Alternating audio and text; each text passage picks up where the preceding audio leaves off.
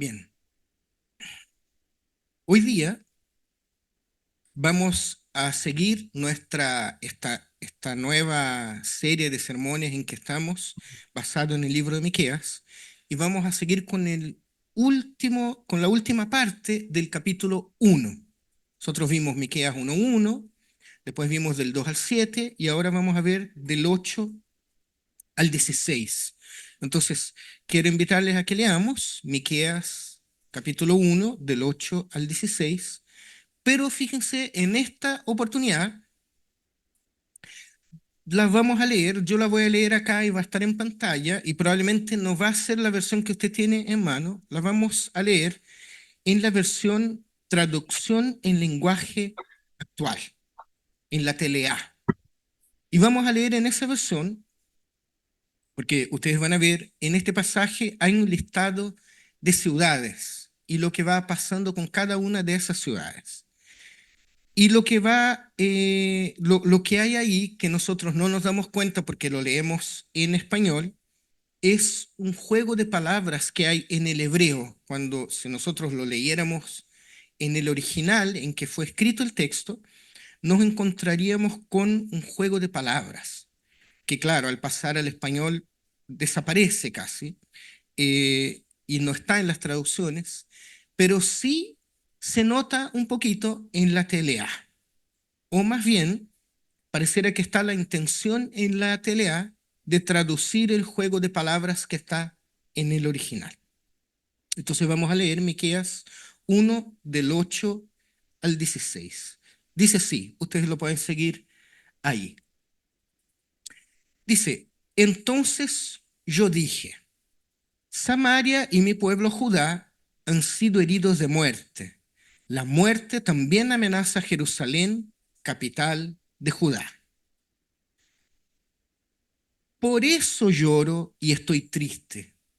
Por eso ando desnudo y descalzo, dice el profeta Miqueas. Por eso chillo como avestruz. Por eso lanzo aullidos como chacal. Pero no se pongan a llorar ni digan nada a los de Gat. Más bien, retuérzanse de dolor en ese pueblo polvoriento que se llama Polvareda. Hay un juego de palabras, por ejemplo. Se fija, habla de pueblo polvoriento y habla eso. ¿A qué pueblo? Al pueblo que se llama Polvareda, como que hay un cierto sarcasmo, ¿no? Hay una cierta ironía. Ustedes, habitantes de Bella Vista, lindo nombre del pueblo, serán llevados como esclavos, avanzarán desnudos y avergonzados. De Bella Vista nada, ¿no? Habrá lágrimas en el pueblo vecino, pero los habitantes de Saanán no saldrán en su ayuda.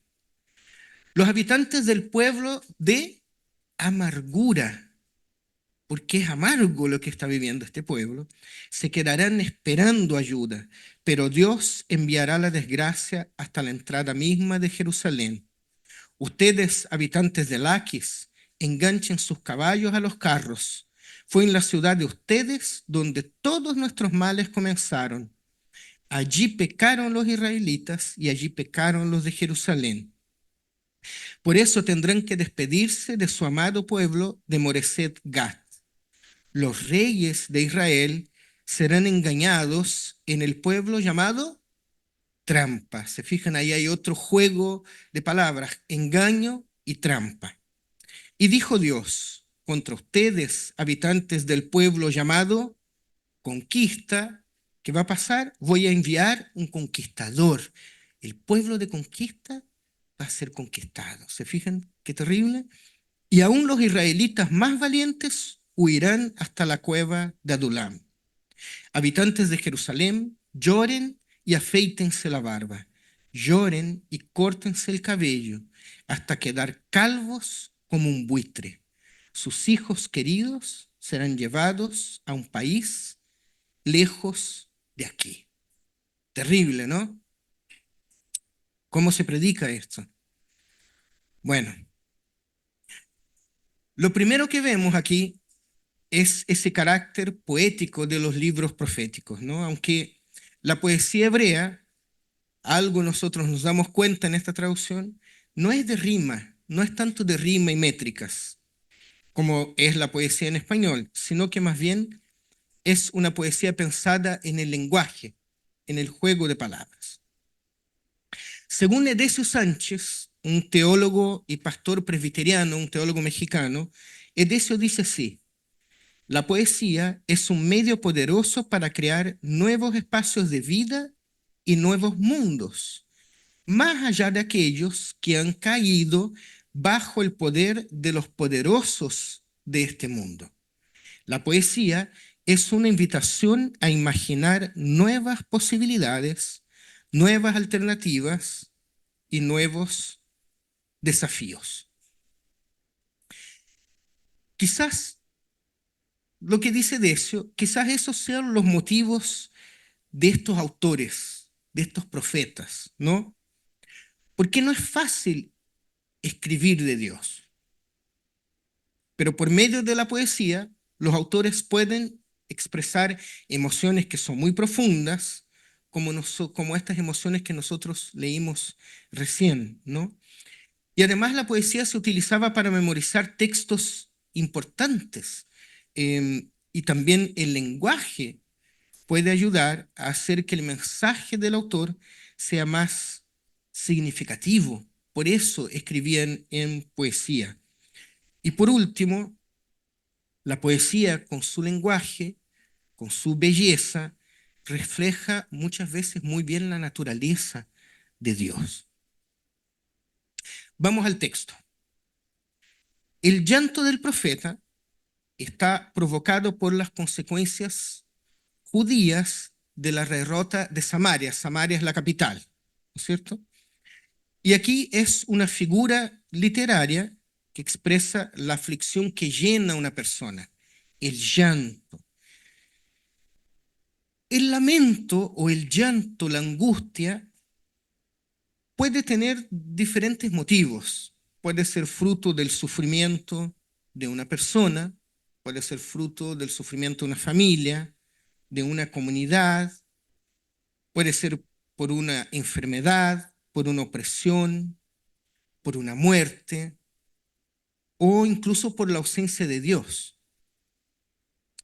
Y el lamento, porque dice que el profeta se lamenta, puede expresarse con llanto y desesperación, como pasa con el profeta acá. La desesperación de este hombre es tan grande que dice el texto que él anda desnudo y descalzo, ¿no? Dice, interesante, dice él, voy chillando como avestruz y aullando como chacal, ¿no es cierto? Él está tratando de expresar poéticamente la desesperación que tiene en su corazón. Y claro, esas expresiones demuestran el, el corazón de él, lo duro que él está viviendo. En el fondo, estas expresiones, andar desnudo, descalzo, chillando como avestruz, aullando como chacal, bueno, todo eso demuestra la lamentación de Miqueas, ¿verdad? Porque para todos los efectos, aquí la caída de la ciudad de Samaria era una herida muy grande para Judá, porque la invasión del reino vecino por los asirios abre el paso a otros avances y conquistas que llegarían tarde o temprano también hasta Jerusalén. Recuerden que aquí el reino ya está dividido y tenemos el reino de Israel con la capital de Samaria y el reino de Judá con la capital de Jerusalén. Aquí las 12 tribus se han dividido, 10 quedaron en el norte y 2 en el reino del sur. Entonces, cuando ven lo que pasa en Samaria, los que están en el sur dicen, esto también nos puede llegar a nosotros. El profeta está en el sur. Entonces, esa destrucción que va avanzando por las ciudades, que van cayendo bajo el dominio de los asirios, avanza al sur. Y el profeta, al ver que se aproxima la justicia divina contra Jerusalén, ¿qué hace? Llora. ¿Por qué? Porque el ejército asirio va a avanzar hacia el sur.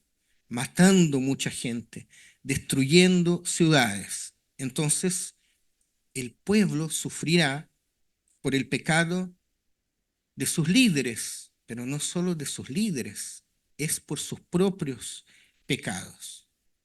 Y eso al profeta le duele, y le duele mucho. En lugar de aparecer los frutos de la tierra, es la guerra lo que aparece, ¿no? Con efectos que son desastrosos. Por esa razón, Miqueas llora desconsoladamente, expresando de una manera muy intensa este dolor que lo voy a llamar un dolor solidario, ¿no? Porque el profeta llora, pero no llora por una pena personal, sino que porque se solidariza con el pueblo que sufre. Y eso es muy interesante. El profeta habla al principio de mi pueblo, un término que Miqueas utiliza para referirse en primer lugar a los campesinos de donde él es, a los campesinos de Judá. El profeta dice, mi pueblo, mi pueblo. Miqueas no llora por algo que pasa a él. Miqueas llora por los demás. Y eso algo tiene que decir a nosotros hoy día.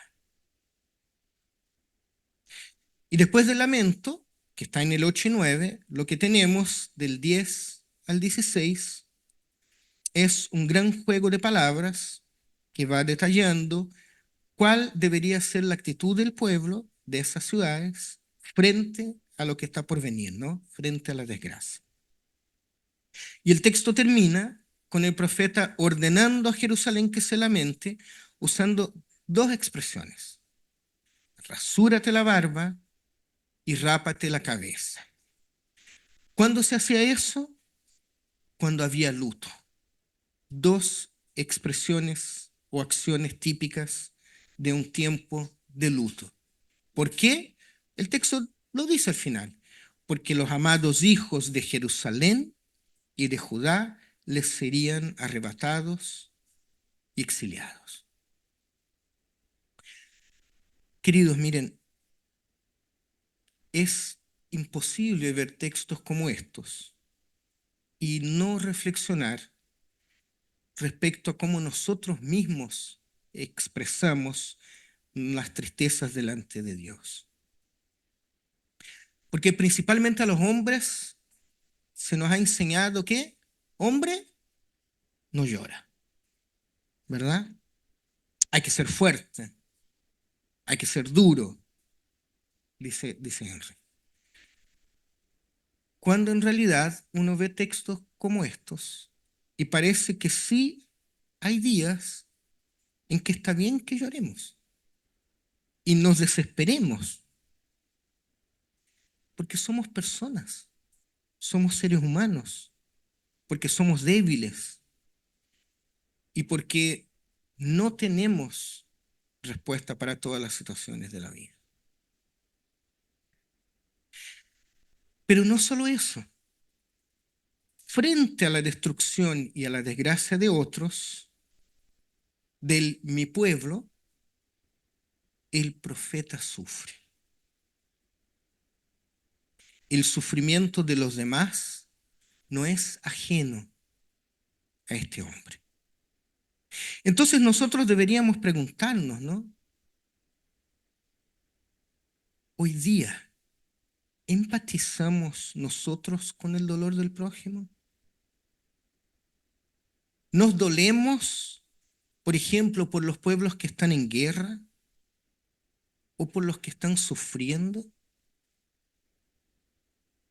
¿Empatizamos con los niños que están en las drogas? ¿Empatizamos con las mujeres que viven violencia intrafamiliar?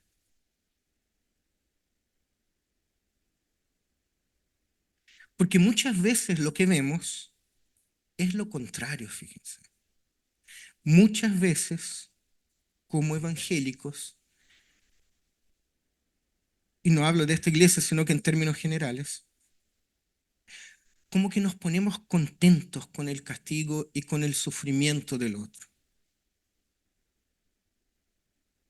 Uno llega a pensar así, esa persona es tan mala, ojalá que Dios lo castigue, porque así va a ver lo que es bueno, ¿no? Vean lo que dice Lucas capítulo 9 del 51 al 56. Se les va a proyectar ahí. Lucas 9, 51 al 56. Vamos a pegar un pequeño salto acá. Después vuelvo a Miqueas. Evangelio de Lucas capítulo 9. Miren lo que pasa acá en este pequeño relato. Como se acercaba el tiempo de que fuera llevado al cielo, Jesús se hizo el firme propósito de ir a Jerusalén. Se acerca el momento de la pasión y Jesús, dice el texto, está yendo hacia Jerusalén.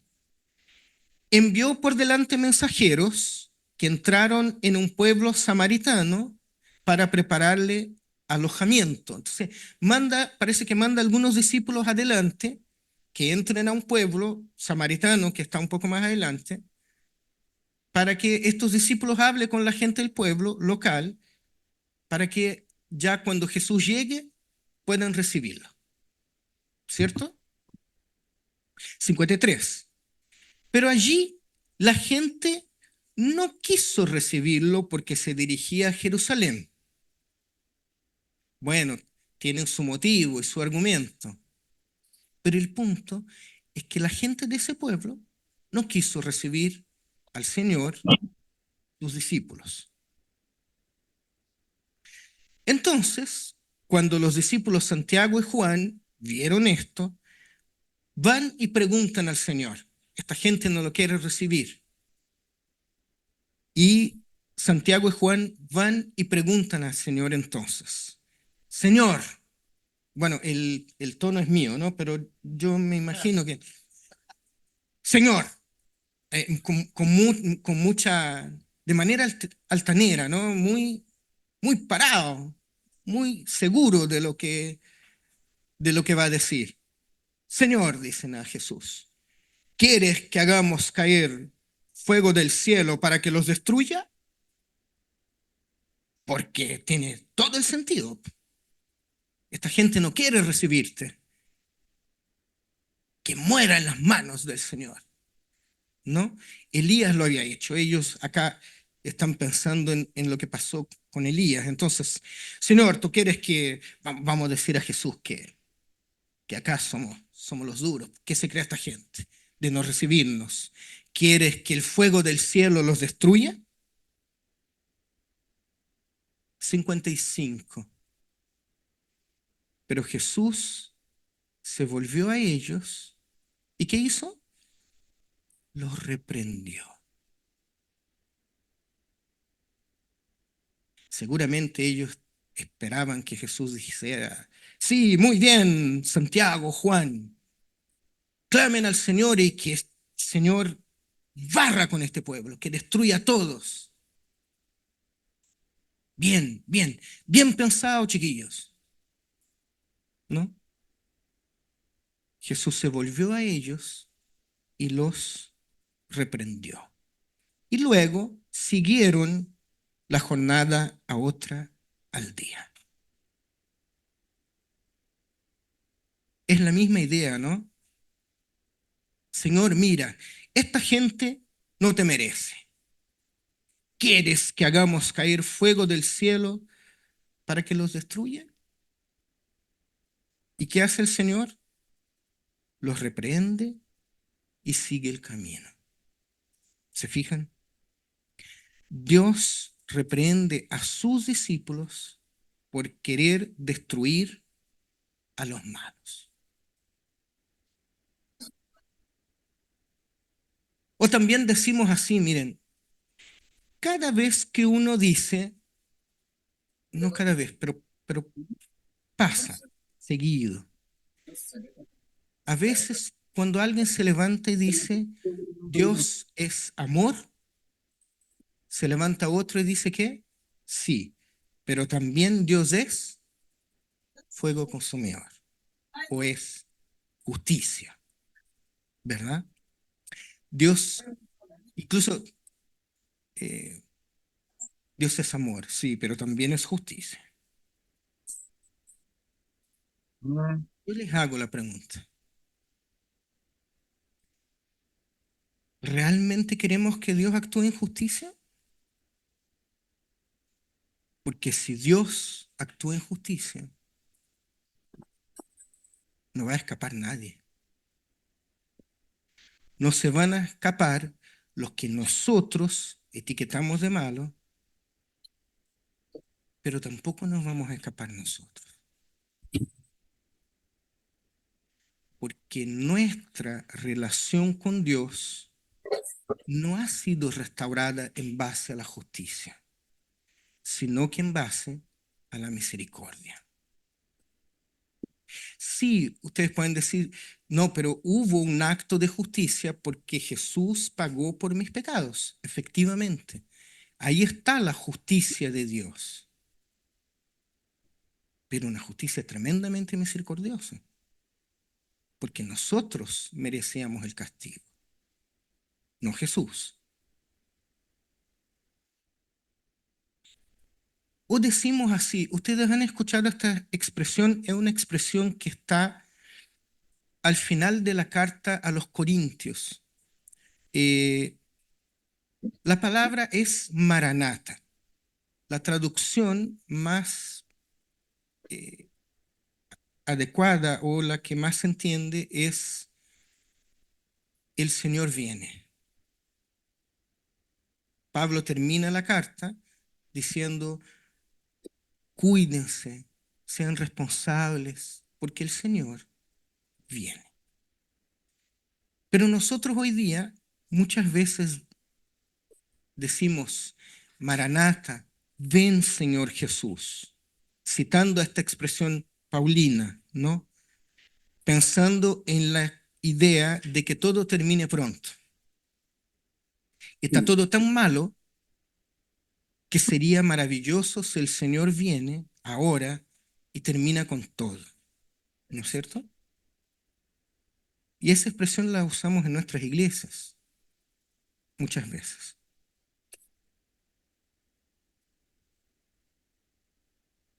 Pero ¿qué pasa con todos los que se van a perder si Dios viene hoy?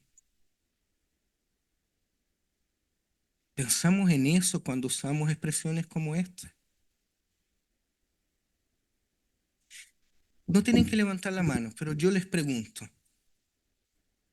¿cuántos de nosotros, si el Señor hubiera vuelto hace 10 años, estaríamos aquí? O, perdón, si el Señor hubiera vuelto hace 10 años, ¿cuántos no estaríamos aquí porque todavía no lo conocíamos? Y 20 años, 30, ya quedé afuera yo por lo menos.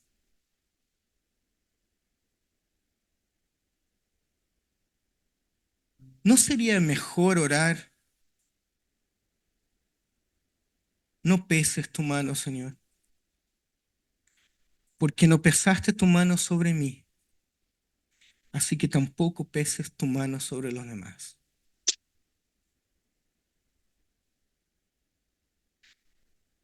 Entonces yo les quiero invitar a que en nuestras vidas actuemos como Miqueas. Seamos empáticos frente al dolor ajeno, frente a la desgracia, frente a la muerte. Lloremos tristes, porque el sufrimiento ajeno algo tiene que decirnos, algo tiene que decirnos. Y algo tenemos que hacer nosotros al mirar la tierra y ver su condición. ¿Está fea la cosa? Sí. ¿Hay demasiada violencia? Efectivamente. ¿Hay guerras en estos momentos como yo en mi vida jamás imaginé que iba a pasar? Sí. ¿Hemos destruido nuestro planeta irresponsablemente? Sí. Entonces, tomemos decisiones prácticas para que las cosas no sigan igual. Empecemos a reciclar. Empecemos a preocuparnos de los abuelitos. Empecemos a preocuparnos de los jóvenes que están en las drogas. La tierra está herida de muerte. Sí, es verdad. Pero no seamos nosotros los que actuemos en condenación. Porque para empezar, tampoco nosotros estamos libres de culpa, ¿verdad? Queridos, queridas, que nuestra vida sea de bendición, que nuestras palabras sean siempre de esperanza y que el Señor nos haga empáticos con los demás. Amén. El profeta no dijo, mira, ustedes se lo buscaron, no es problema mío, ahora sufran las consecuencias. Porque el castigo de ese pueblo, este pueblo es culpable, pues. El castigo de este pueblo es justo, pero solo el hecho de darse cuenta de lo que viene al profeta lo exaspera, lo destruye. Él se duele por su pueblo. Nos dolemos nosotros por nuestro pueblo, por el Chile que sufre, por los que sufren lejos en África, por los que sufren en Ucrania, por los que sufren en el Medio Oriente. En Twitter sigo una cuenta de una ONG que trabaja en la faja de Gaza. Tiene que ver con la ONU. Y hoy día había un avisito eh, para que uno ayudara a esa ONG con plata, con donaciones. Y decía algo así, no me acuerdo exactamente, pero a ver, porque me, me, me, me chocó. Denme unos segundos para ver si puedo encontrarlo.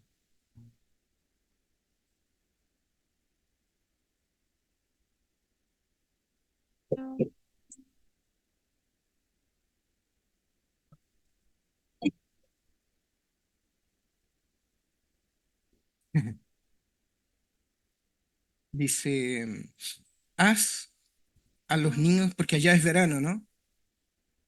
Haz a los niños de Gaza el regalo justo para el verano. Lo publica el Comité Español de la UNWARMA, que es un departamento de la ONU que trabaja con una organización no gubernamental que tiene que ver con la ONU y que trabaja con ayuda de este tipo. Haz a los niños de Gaza el regalo justo para el verano. ¿Qué creen ¿Qué que parte esa? envíales agua potable? Yo cuando empecé a leer a los niños de Gaza el regalo justo para el verano, un regalo, un juguete, un peluche, envíales agua potable. Dice, las altas temperaturas bajo los plásticos de las tiendas de campaña y la falta de agua ponen en peligro a miles de niños en Gaza. Tú puedes enviarles el mejor regalo para este verano, agua potable. ¿Qué le pasó a la torta? ¿Cómo está ahí? ¿Se le fue la batería? Nosotros abrimos la llave, ¿sí? Con No la... hay Toma, la descuento, ¿no? batería. Y ¿Se el va acá agua. con la... con la... los ¿Se botones? fijan? ¿La radio? Estas cosas tienen que dolernos. Pastor, estamos tan lejos. ¿Qué hago? Chancho. Bueno, oremos por ellos. El agua que se veía con las cámaras, ¿viste? Los reflejos de la botella. Tengamos un tiempo en nuestras casas, en nuestros devocionales, para orar por el que sufre. Y si algo podemos hacer en lo práctico, porque es acá cerca o porque es una necesidad que sabemos que está pasando a mi lado, bueno, lo vamos a hacer. ¿Se fijan? Pero tenemos que ser empáticos con los que sufren, ser empáticos con los demás. Amén. Oremos. Buen Dios y Padre Celestial,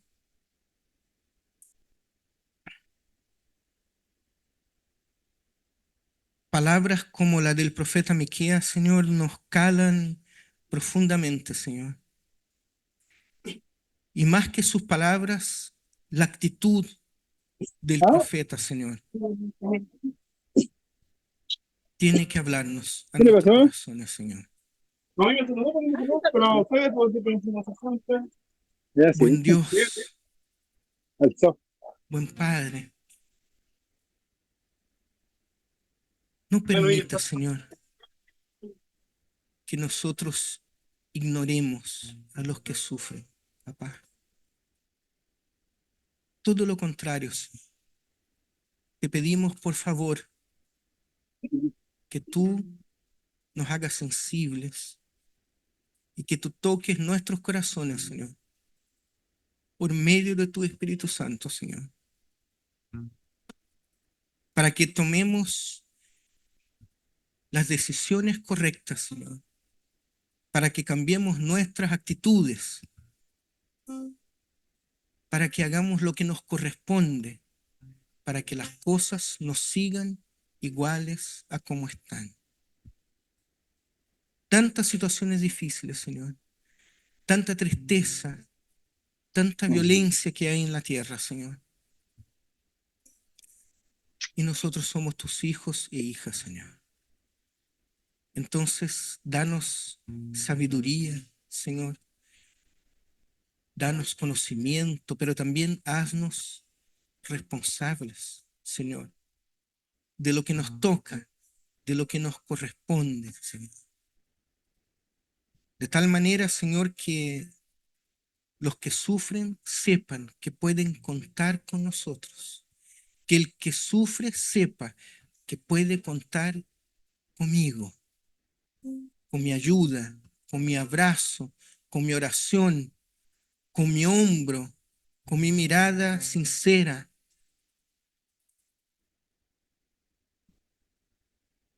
Y no solo eso, Señor, sino que, por supuesto,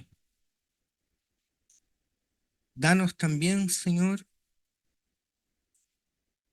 la capacidad financiera para poder ayudar cuando sea necesario.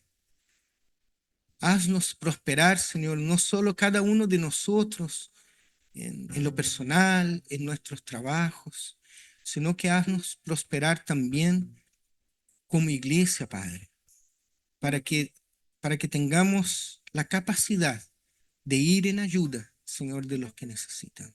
Padre, haz de este, Señor, un espacio siempre, en todo el tiempo, de apoyo, de amor, de ternura. Haz de este un espacio de santidad, Señor. Ayúdanos a que nosotros nos alejemos de nuestros pecados, pero también ayúdanos a que alejemos a otros de sus pecados. Que podamos acompañar a otros en sus errores. Que podamos enseñar a los demás de lo que tú nos has entregado. Que podamos entregar a los demás de lo que tú nos has dejado. Por favor, Señor, oramos a ti En el nombre de Jesús. Amén.